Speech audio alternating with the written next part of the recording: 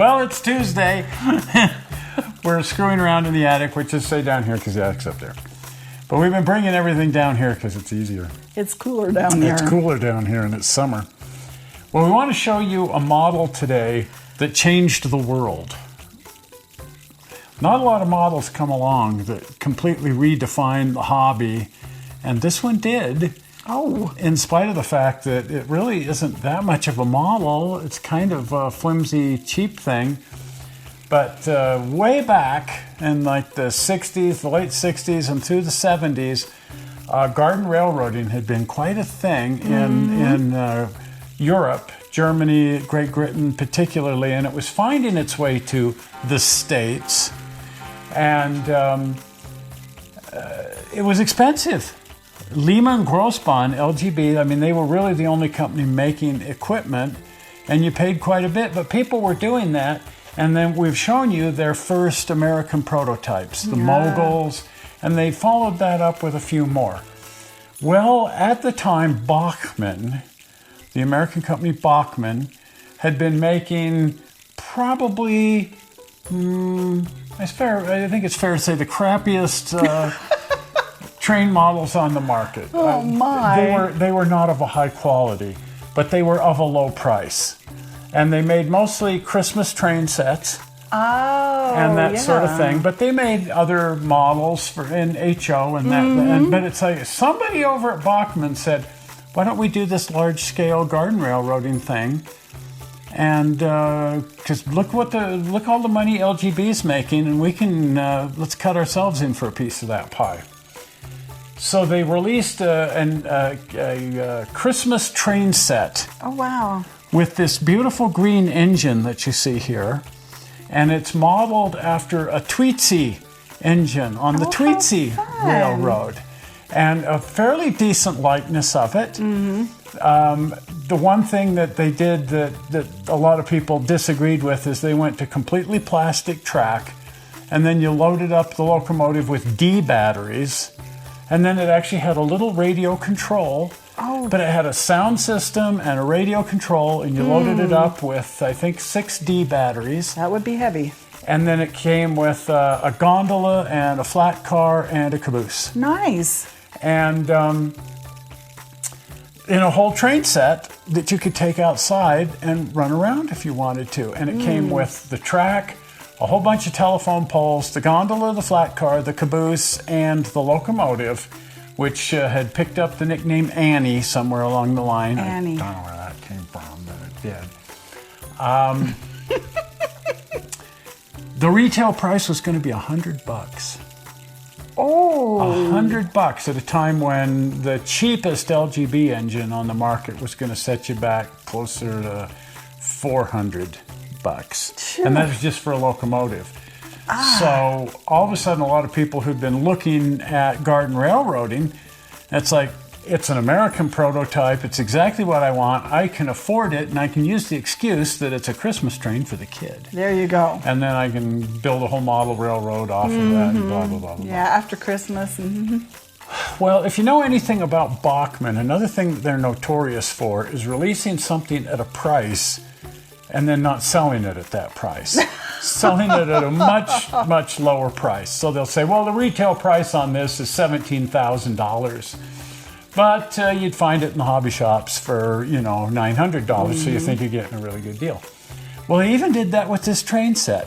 So the retail price was $100, and I found it at Kmart. They had stacks and stacks and stacks of them at Kmart for $49.95. Oh my goodness. $49.95. So I bought one, of course. And I took it home and I started to screw around with it and having a good deal of fun. And I'm going, okay, it's flimsy. There's a lot of things wrong with it, but it's still. But it's pretty cool. It was $50. And then after Christmas, I'm over there for the after Christmas sale, and they still had about 6 of them in stock, and they marked them down to $25. Oh, let me guess, you bought one. I bought the stack. I wasn't going to let anybody else get a hold of that. I resold a bunch of it, and then I cobbled a bunch of stuff together. And mostly I was after the rolling stock because I thought you can always use a flat car, and you can always use a gondola. That's right. And then I immediately repainted my engines and started messing around with them. I did not, however, ever convert any of them to run on track power. I just kept the D batteries set up. And here is one of them. Oh, that's really cool. Now, the Colorado and Southern never ran a 10-wheeler. They do now. And this is the tender. And you can see I did one of my coal loads. That looks so much better. My toolboxes have seen better days. I scratch built some toolboxes. Here's the bell that's missing off the boiler, and I added a backup light, which I thought was pretty handsome. That's nice. And I scratch built this ladder on the back side, which I hammered out of brass on an anvil. Oh my gosh. Which was pretty fun. That was my first attempt at that, and I've got brake hoses here, and I think the coal load. I've still got these pieces. So my plan is to rethink and rebuild the whole engine, not just the tender. Yeah. And I built the snow plow. I scratch built a Colorado and Southern snow plow. Oh, wow. And I built a bear trap spark arrestor from scratch, and I put air tanks up on the top, and the pop valves are broken off, and the whistle's broken off, and the bell is sitting over here on the shelf, and it's got a few things wrong.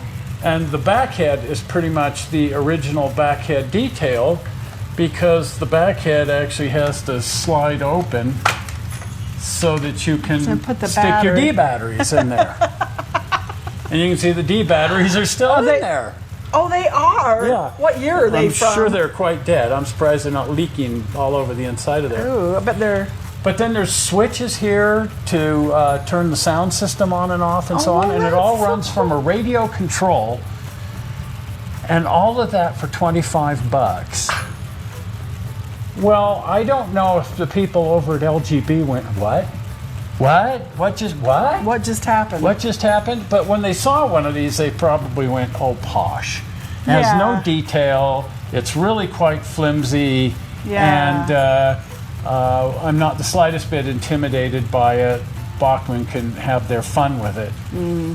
But, oh my heck, Bachmann sold a lot of this little guy. So they reworked it, and they reworked it, and they re-released it, and they changed it, and they reworked it, and they changed it. Still on the market. They called it the Big Hauler. They didn't call it the Annie. They called it the Big Hauler. The Big Hauler. And the Big Hauler became a whole line of trains, Big Hauler.